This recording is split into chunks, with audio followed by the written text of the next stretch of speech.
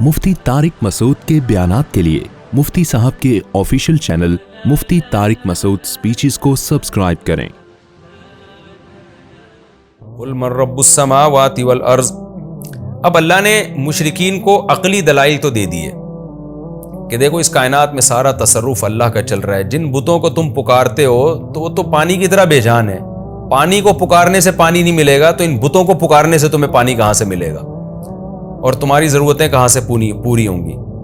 तो अब ये होती है अक़ली दलील। एक होती है इल्ज़ामी दलील कि ख़ुद इनसे भी कुछ चीज़ें आप पूछेंगे तो ये उगलेंगे कि ये सारे तसर्रुफ़ात अल्लाह के हैं। तो जब तुम खुद मानते हो कि सब कुछ अल्लाह कर रहा है तो वो तुम्हारी मुराद क्यों पूरी नहीं कर सकता, उसके लिए गैर के दर पे क्यों जाते हो। इसलिए अल्लाह ने फरमाया कुल मन रब्बुस समावाति वल अर्ज़, इनसे आप पूछिए कौन है आसमानों और ज़मीनों का पालने वाला।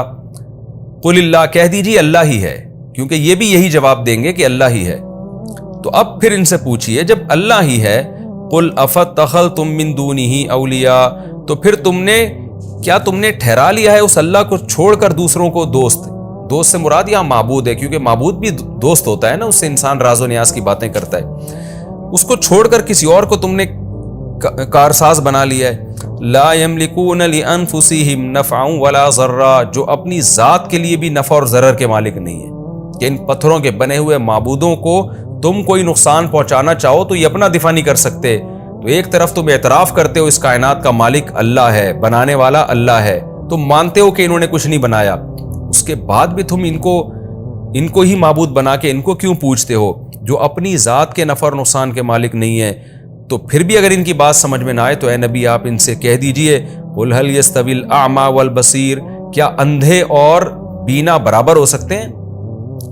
यानी हम तो इन रोशन दलाइल को देख रहे हैं और उसके बाद तौहीद का इकरार कर रहे हैं, और तुम इतने वाज़े दलाइल हम तुम्हारे सामने पेश कर रहे हैं और तुम उनसे अंधे बन के फिर शिर्क की तरफ जा रहे हो।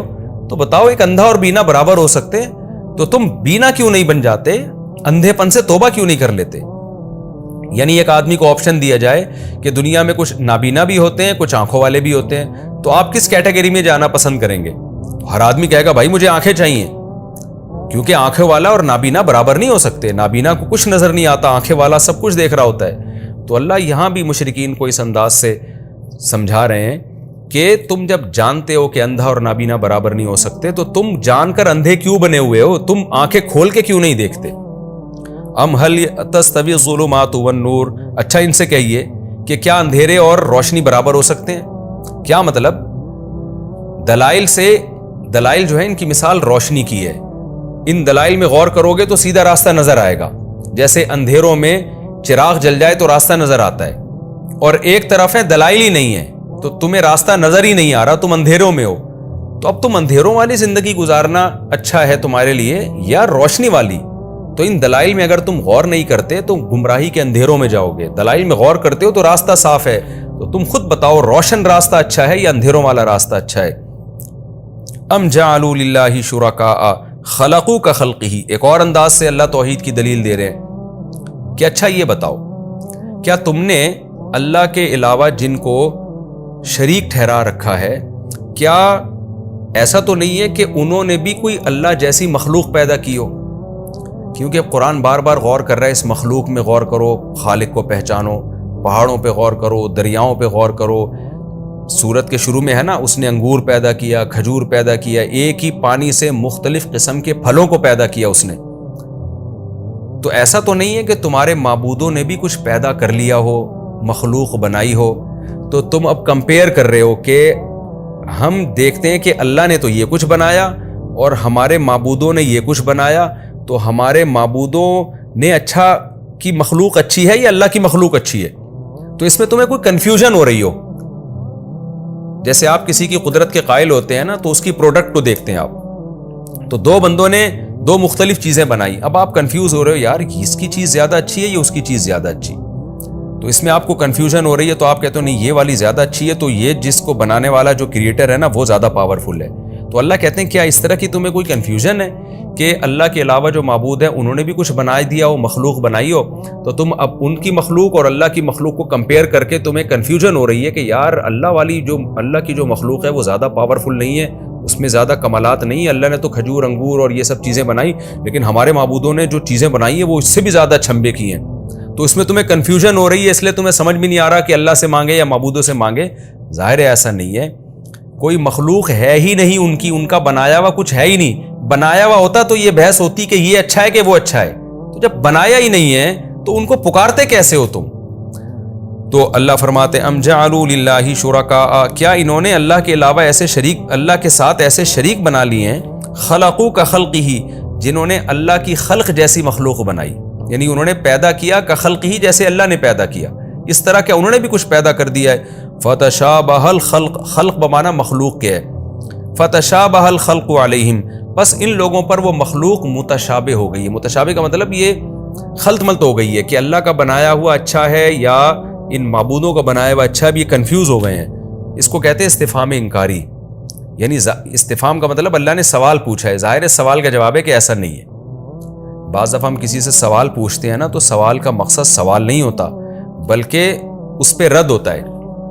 جیسے ہم لوگوں سے کہہ رہے ہوتے ہیں نا, ایک آدمی آیا آپ سے بھیک مانگ رہا ہے اور کہہ رہا ہے کہ آپ اسے بھیک دیں, زکوٰۃ دیں, حالانکہ آپ کو پتا ہے کہ وہ کروڑ پتی ہے. اب کوئی بندہ آ کے آپ کو کہتا ہے یار یہ اتنی بھیک مانگ رہا ہے, دے دینا اس کو, تو آپ اسے کیا کہتے ہیں؟ کیا سیٹھ کو میں زکوٰۃ دے دوں؟ آپ اس کو یوں کہتے ہیں نا, کیا میں مالدار آدمی کو زکوٰۃ دے دوں؟ تو یہ کیا کا لفظ یہ سوال نہیں ہوتا, یہ استفہام انکاری کہلاتا ہے. کیا مطلب ایسا نہیں ہو سکتا.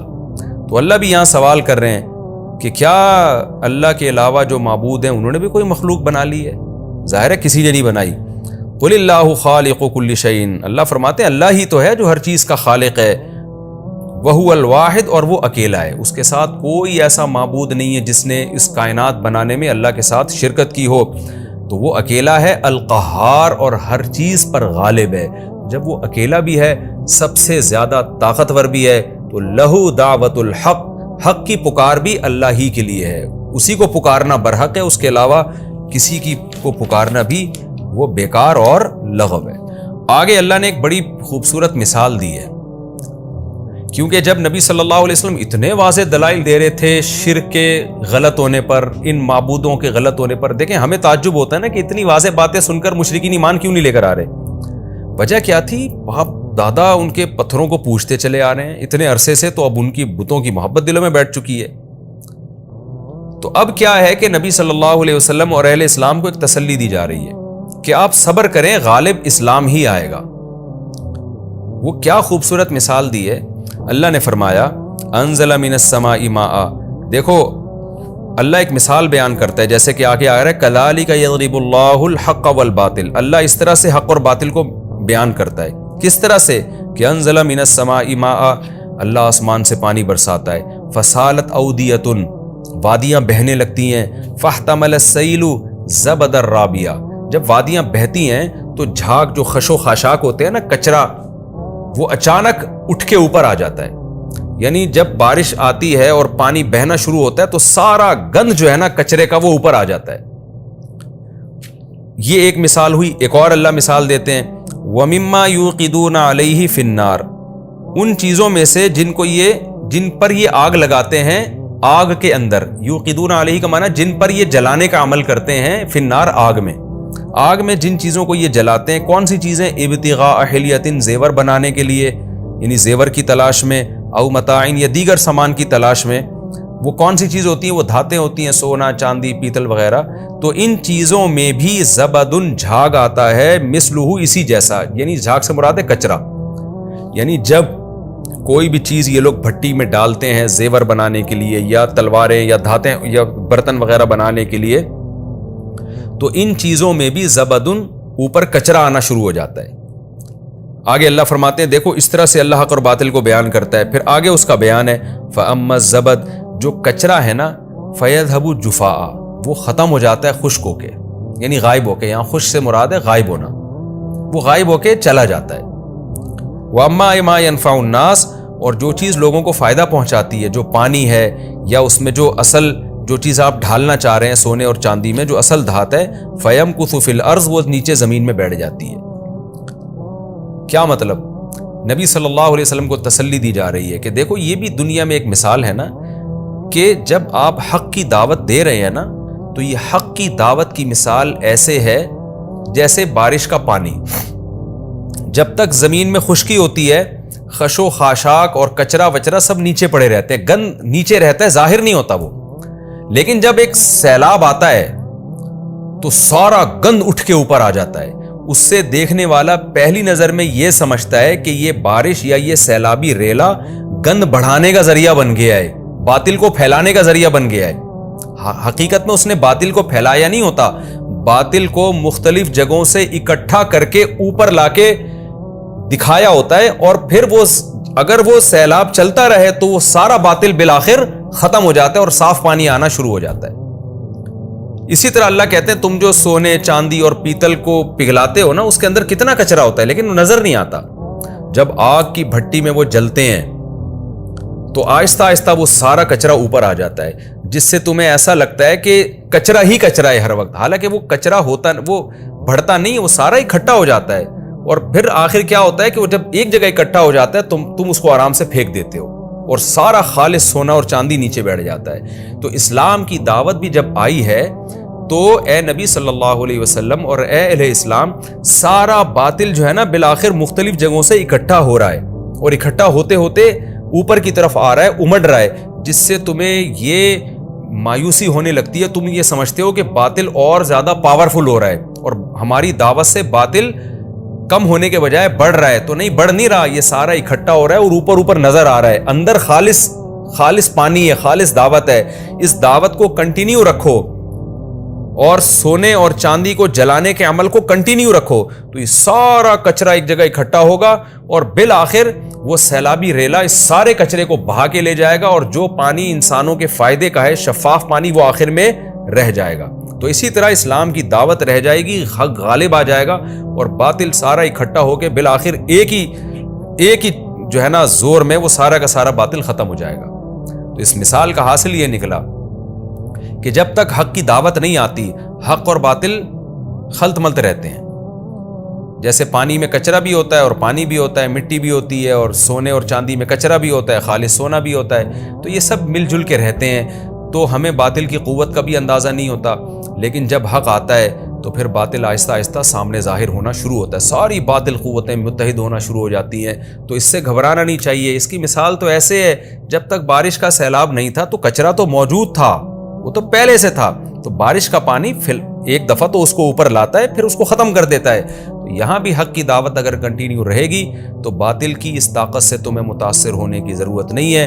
یہ باطل بالآخر ایک دفعہ جمع ہوگا, نظر آئے گا, اور بالآخر پھر یہ ایسا غائب ہوگا کہ اس کا نام و نشان ختم ہو جائے گا. تو اس لیے تمہیں دین کی دعوت میں پریشان نہیں ہونا, اور اس باطل کے امڑنے کو دیکھ کر تم نے خوف زدہ نہیں ہونا ہے. یہ تو اسی سیلابی ریلے کی طرح ہے.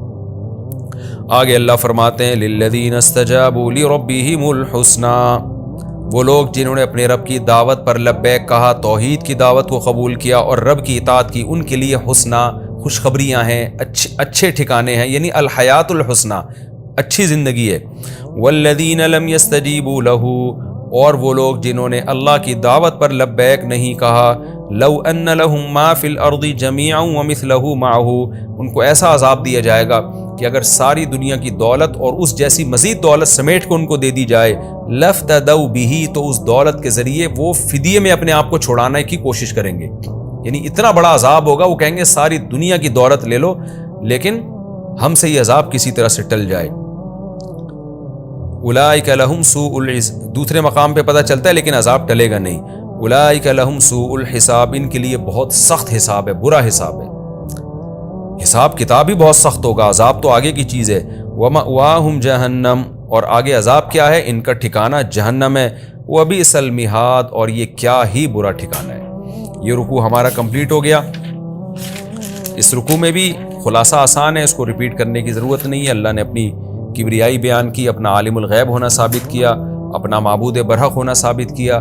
اللہ نے یہ بتایا کہ اللہ کے علاوہ جن کو پکارتے ہو نہ تو انہوں نے کچھ پیدا کیا ہے, مخلوق کو دیکھ کر خالق کی عظمت کا قائل ہوتا ہے, تو ان کی کیا پروڈکٹ ہے جس کو دیکھ کر ان کی عظمت کے تم قائل ہو رہے ہو, کچھ بھی تو نہیں بنایا انہوں نے, اور ان کو پکارنے کا کوئی فائدہ بھی نہیں ہے. اور اہل ایمان کو تسلی دی ہے اللہ نے اس رکوع میں کہ دعوت کے کام سے باطل اگر ابھر رہا ہے تو اس کے ابھرنے کو مت دیکھو. اس کی مثال تو اس سیلابی ریلے کی طرح ہے کہ کچرا ہر جگہ ہوتا ہے، پہلے سے ہوتا ہے، وہ بارش کی وجہ سے نہیں آیا ہوتا. بارش کا سیلاب اس کچرے کو اکٹھا کر کے نکال دیتا ہے. تو دین کی دعوت بھی اس باطل کو اکٹھا کر کے پھینک دے گی، وہ ختم کر دے گی اس کو.